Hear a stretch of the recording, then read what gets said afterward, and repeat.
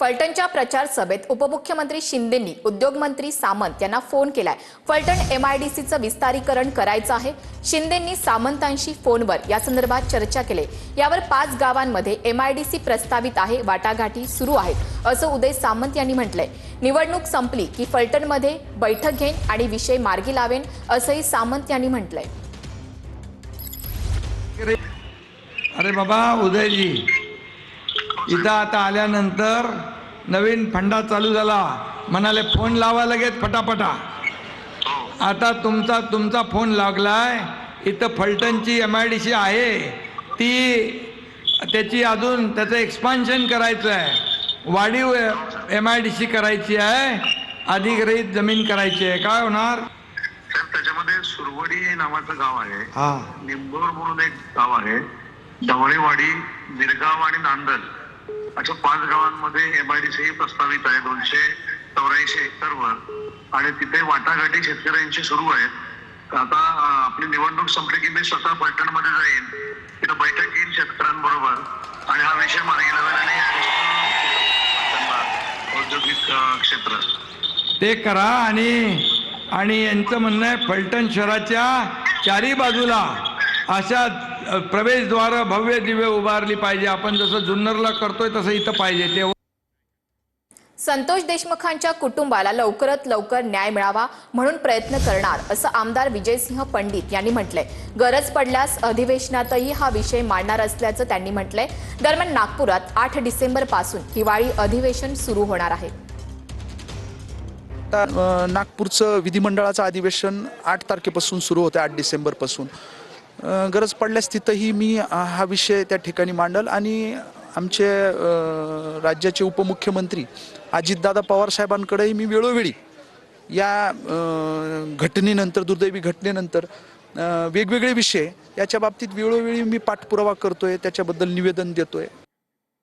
अमरावतीच्या चांदूर रेल्वे नगर परिषदेच्या नगराध्यक्ष पदाच्या उमेदवार नम्रता गवळींनी चक्क घोडा गाडीवरून प्रचार केलाय।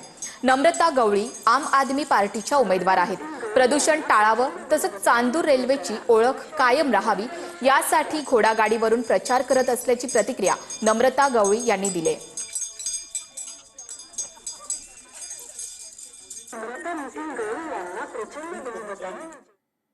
राहुल गांधींनी न बघता संविधानाची कलम वाचून दाखवावीत। न बघता कलम वाचल्यास मी राजकारण सोडेन। माजी खासदार नवनीत राणांनी लोकसभेचे विरोधी पक्षनेते राहुल गांधींना हे आव्हान दिले।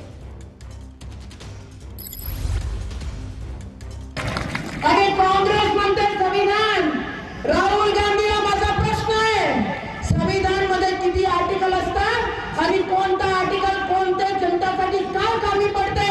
फक्त राहुल गांधीने एकदा बिना संविधान हातात घेऊन देशाला वाचून तोंडी सांगून द्या, त्या दिवशी राजकारण सोडून टाकू। पुणे जमीन गैरव्यवहार प्रकरणी आठवलेंकडून पार्थ पवारांची पाठराखण करण्यात आली। पार्थ पवार साधाभोळा तरुण, जमीन व्यवहाराबाबत त्याला माहिती नसेल असं आठवले म्हणाले। महारवतनाची जमीन घेणं चुकीचं आहे असं सुद्धा रामदास आठवले यांनी म्हटलंय।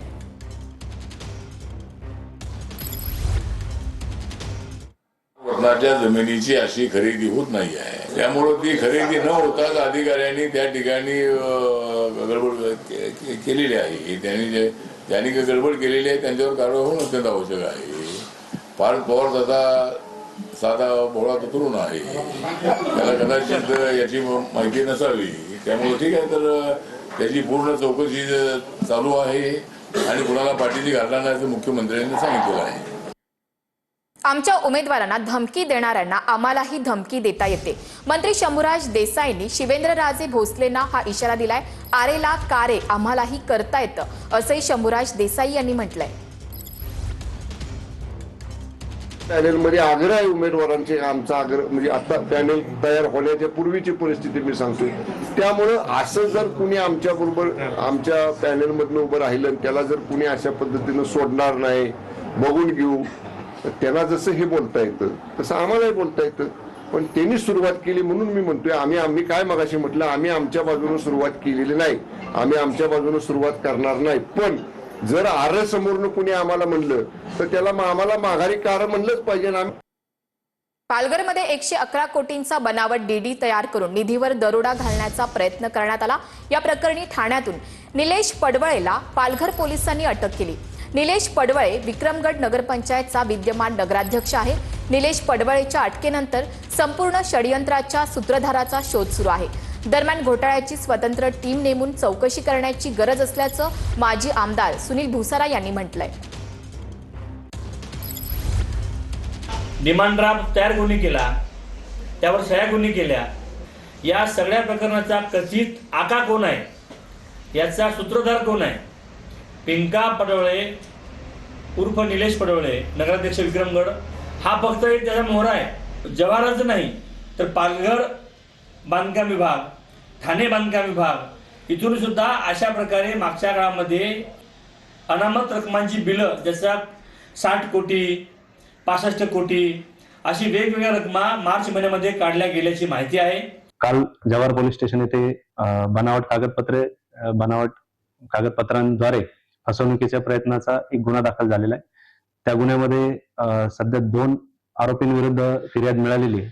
त्यामध्ये मुख्य आरोपी निलेश पडवळे यांना अटक करण्यात आलेली आणि पुढील तपास PI मुतडक जव्हार पोलीस स्टेशन हे